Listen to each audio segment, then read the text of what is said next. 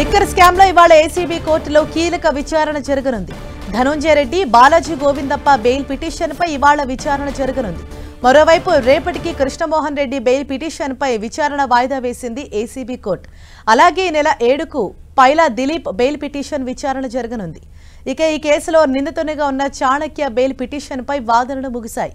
ఈ నెల 7న bail petition పై orders ఇవ్వనుంది ACB court.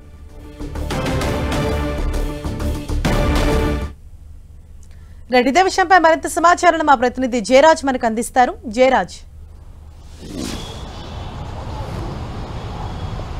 Harisha, మద్యం కుంభకోణంలో నిందితులుగా ఉన్నటువంటి 12 మంది బెయిల్ పిటిషన్ కోసం ఏసీబీ కోర్టులో వాదనలు వినిపిస్తా ఉన్న పరిస్థితి ఒకవైపు ఉంది. మరొక వైపు సిట్ అయితే దాదాపు ఇంకా కొంతమంది ప్రధానమైనటువంటి నిందితుల్ని పట్టుకునేటటువంటి వేటలో మరొక వైపు ఉంది. ఇప్పటికే దాదాపు ఈ కేసులో మద్యం కుంభకోణంలో 48 మంది నిందితులు ఉన్నట్టుగా గుర్తించినటువంటి సిట్ వారందరిపైన ఎఫ్ఐఆర్ నమోదు చేసింది. ఇప్పటికే 12 మంది రిమాండ్ విధించింది. మరికొంతమంది కోసం గాలింపు చర్యలు చేపడతా ఉంది.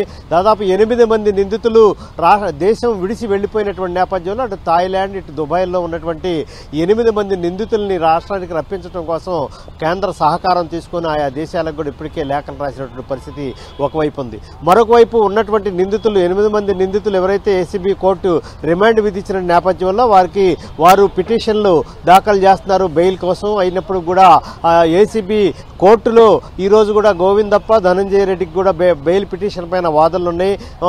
దీనికి సంబంధించి రోజు విడతగా రోజు ఎవరైతే ముందస్తు అరెస్టులు జరిగినాయో, వారైతే రిమాండ్లో ఉన్నారో వారు బెయిల్ పిటిషన్లకి ఇప్పటికే ఒకవైపు వారు ప్రయత్నాలు చేస్తున్నటువంటి నేపథ్యంలో బెయిల్ రాకుండా చేయడం కోసం సిట్ కూడా తన వైపు ప్రయత్నాలన్నీ కూడా చేస్తున్నటువంటి పరిస్థితి ఉంది. మొత్తం మీద చూస్తే 3,500 కోట్ల రూపాయల మద్యం కుంభకోణం జరిగింది. దీంట్లో కీలకమైనటువంటి నిందితుల్ని మొత్తం వారందరూ కూడా అరెస్ట్ చేసేటటువంటి పనిలో సిట్ ఉన్నటువంటి నేపథ్యంలో 12 మందిని ఇప్పటికే రిమాండ్ విధించింది. మరికొంతమంది మిగతా వ్యక్తుల కోసం కూడా మొత్తం వివిధ రాష్ట్రాల్లో ప్రత్యేకమైనటువంటి బృందాలు వారి కోసం గాలింపు చర్యలు చేపడుతున్నటువంటి పరిస్థితి ఉంది.